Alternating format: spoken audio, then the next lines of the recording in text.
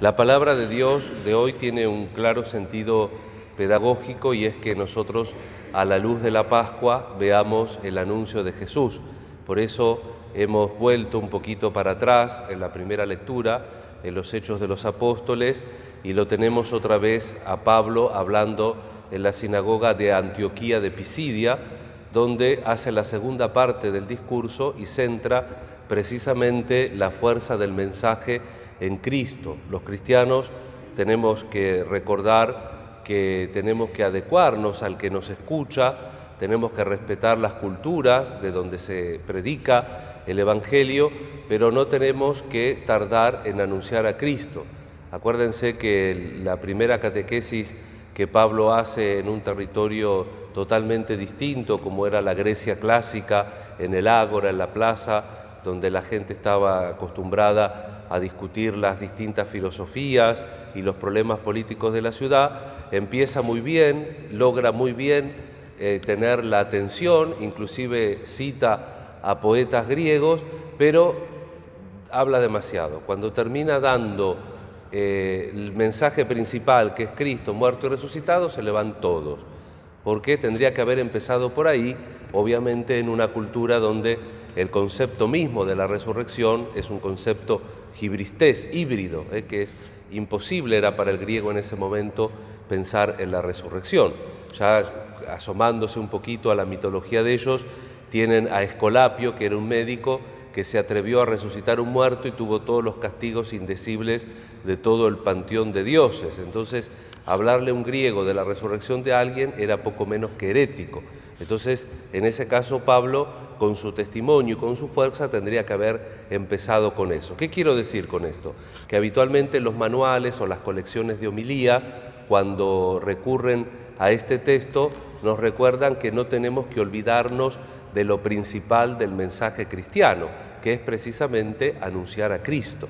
Y esto hay que tenerlo también como un principio en nuestra vida, porque aún teniendo una cierta familiaridad con Él, como nos enseña también el Evangelio, estamos escuchando las reflexiones de Jesús en la última cena que nos trae el Evangelio de Juan, esta vez con la luz de la Pascua.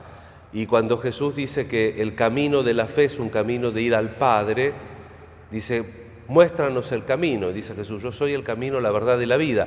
Y después se acuerdan Felipe, muéstranos al Padre. A veces como que nos despistamos. Estamos tanto por Jesús que a veces terminamos perdiendo a Jesús.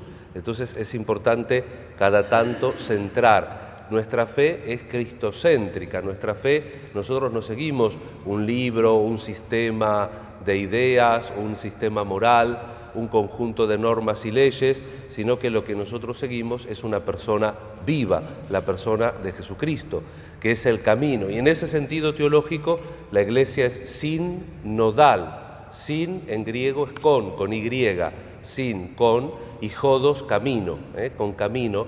La Iglesia es sinodal en ese sentido, no es sinodal en que es democrática, sino que es sinodal en cuanto que sigue el mismo camino y a la luz del Espíritu, caminando junto con otros, uno puede discernir cuál es el mejor modo de seguir las huellas de Jesús, de ir por ese camino. Ego y mi jodos, ego y mi aleseia, yo soy la verdad, y la verdad hay que contemplarla juntos, hay que profundizar cada vez más en ella y hay que seguirla de todo corazón. Y por último, ego eimi zoe, yo soy la vida. Esa expresión en griego zoe, que podría ser bios también porque existe en el idioma. Sin embargo, Jesús cuando dice yo soy la vida, utiliza zoe porque es una vida plena, es una vida verdadera, es una vida con sentido y que no termina más. Vamos a pedir al Señor que todo en nuestra vida tenga sentido. Cuando nosotros hacemos cosas que no tienen sentido, porque lamentablemente el ser humano está propenso al ridículo, cuando nosotros hacemos cosas que no tienen sentido, es muy patente que nos estamos alejando del camino, la verdad y la vida.